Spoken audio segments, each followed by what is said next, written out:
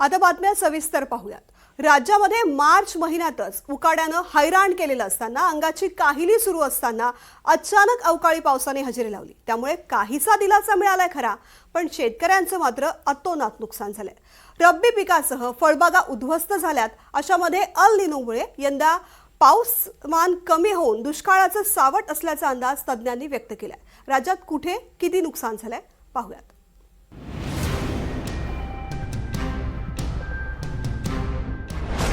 महाराष्ट्रावर यंदा दुष्काळाचं संकट.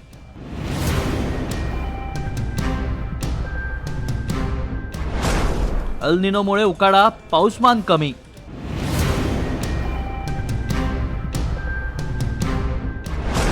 अवकाळी पाऊस, गारपिटीनं शेतीचं प्रचंड नुकसान.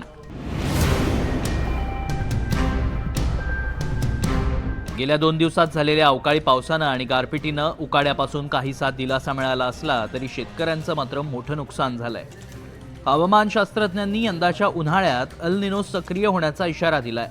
त्यामुळे तापमानात मोठी वाढ होऊन उष्णतेचे नवे विक्रम होऊ शकतात.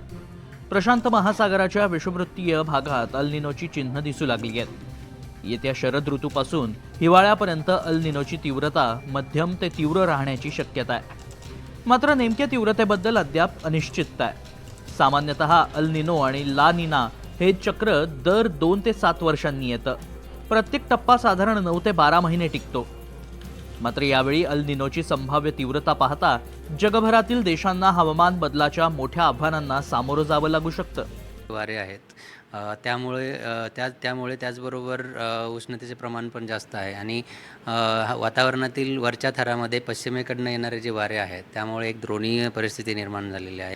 ॲक्च्युली बघितलं तर यामुळे जो पडणारा पाऊस आहे तो त्याची इंटेन्सिटी किंवा तीव्रता खूप जास्त असते असं नाही आहे, परंतु त्यामुळे होणारं नुकसान जास्त असू शकतं.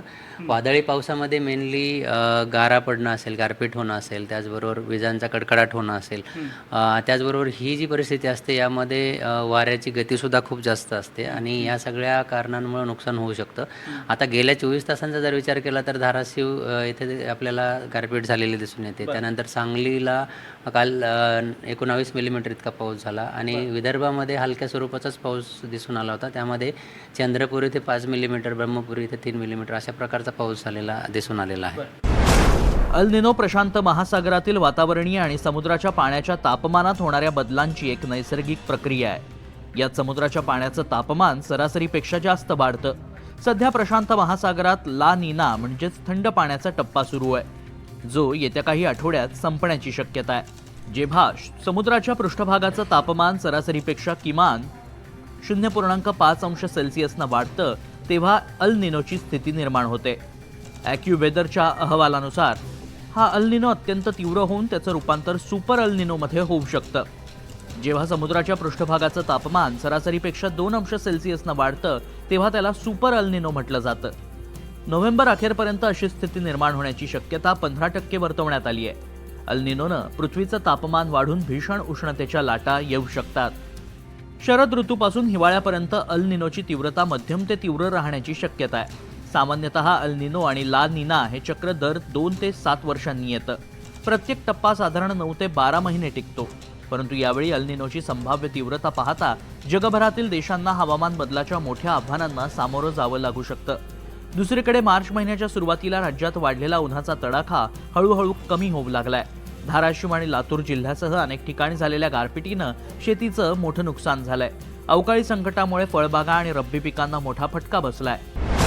राज्यात 18, 19 आणि 20 मार्च दरम्यान विदर्भ, मराठवाडा आणि मध्य महाराष्ट्रातील काही जिल्ह्यात पावसाची शक्यता वर्तवण्यात आली आहे. विदर्भातील अमरावती, अकोला, वर्धा, बुलढाणा, वाशिम, नागपूर, भंडारा, गोंदिया, यवतमाळ, मराठवाड्यातील नांदेड, परभणी, हिंगोली, जालना, बीड, धाराशिव, लातूर या जिल्ह्यात तुरळक सरींचा अंदाज वर्तवण्यात आलाय.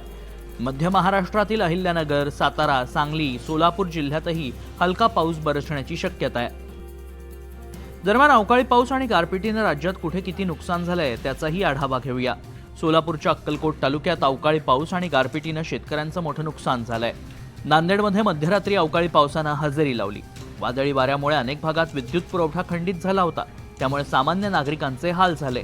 देगलूर, नरसी परिसरात विजांच्या कडकडाटासह पावसानं हजेरी लावली. गडचिरोली जिल्ह्यात वादळी वाऱ्यासह मुसळधार पाऊस बरसला, त्यामुळे उकाड्यापासून दिलासा मिळाला असला तरी शेतीचं नुकसान झालंय. विभागाने विदर्भाला मुसळधार पावसाचा आणि अतिवृष्टीचा इशारा दिला होता, तोच म्हणजे अवकाळी पावसाचा इशारा दिला होता. त्याच अनुषंगाने काल मध्यरात्रीपासून चंद्रपूर आणि गडचिरोली या दोन्ही जिल्ह्यामध्ये अधूनमधून मुसळधार पावसाला सुरुवात झालेली आहे आणि वातावरण हे पूर्णपणे बदललेलं आहे. आपण बघू शकता मेघ हे पूर्णपणे दाटून आलेले आहेत आणि काळेभोर झालेले मेघ हे हवेच्या दिशेने वाहत आहेत. आपण बघू शकता अशा पद्धतीने वाऱ्यामुळे आंब्यासारखा जो फळाचा जो आहे, आंबा जो येणारा जो फळ आहे, त्या वादळी वाऱ्यामुळे ते झडून जाऊ शकतात, खाली पडू शकतात, त्याच्यामुळे सुद्धा नुकसान होऊ शकते. एकंदरीत जर विचार केला, वातावरणामध्ये जरी गारवा निर्माण झालेला असेल तरी याच्यामध्ये शेतकऱ्याचं अतोनात नुकसान आहे. गारपिटीनं मिरज पूर्व भागात हळदीचं मोठं नुकसान केलं. शेतात वाळवण्यासाठी ठेवलेली हळद भिजली आहे, त्यामुळे शेतकरी हवालदिल झालाय. हळदीसह शाळू आणि द्राक्षाचंही नुकसान झाल्यानं शेतकऱ्यांवर मोठं आर्थिक संकट ओढावलंय. 1 एकर हळदीचं क्षेत्र केलेलं होतं. त्या हळद क्षेत्रामध्ये आपल्याला 20 ते 25 ते 26 क्विंटल हळद उत्पन्न काढलेलं होतं. काढलेलं असताना अचानक पाऊस आणि गारपीट झाल्यामुळे ते हळद सध्या वाळाच्या प्रोसेसमध्ये असलेले असताना भिजलेली आहे आणि भिजलेल्या हळदीला सध्या मार्केटमध्ये आता व्हॅल्यू राहिलेली नाही. 70 ते 80% त्याचं नुकसान झालेलं आहे. काल झालेल्या अवकाळी पावसामुळे बेडक व बेडक पंचक्रोशीतील शेतकऱ्यांचे मोठ्या प्रमाणात नुकसान झाले आहे. या नुकसानामध्ये प्रामुख्याने हळद, द्राक्षाची बाग व आंब्याची बाग, पेरू बाग असो किंवा फळबाग सगळ्यात असोत, मोठ्या प्रमाणात न भरून येणारं नुकसान कालच्या अवकाळी पावसामुळे शेतकऱ्यांना सोसावं लागलं आहे. यासाठी शासनाने तातडीने तहसीलदार किंवा संबंधित अधिकारी, तलाठी असतील, ग्रामसेवक असतील यांचे पंचनामे करून लवकरात लवकर शेतकऱ्यांना दिलासा देण्यासाठी नुकसान भरपाई देण्यात यावी. कर्नाटकातल्या धारवाड जिल्ह्याला गारपिटीनं अक्षरशः झोडपलंय. जोरदार पावसासह झालेल्या गारपिटीनं रस्त्यांवर गारांचा खच पडला. इतिहासात पहिल्यांदाच अशी गारपीट झाल्याचं स्थानिकांचं म्हणणं आहे. अवकाळी पाऊस आणि गारपिटीनं झालेल्या नुकसानाचे तातडीनं पंचनामे करून शेतकऱ्यांना मदत देणं गरजेचं आहे. सरकार आणि प्रशासन आता कशी पावलं उचलतं याकडेच लक्ष असेल. Bureau report, NDTV Marathi.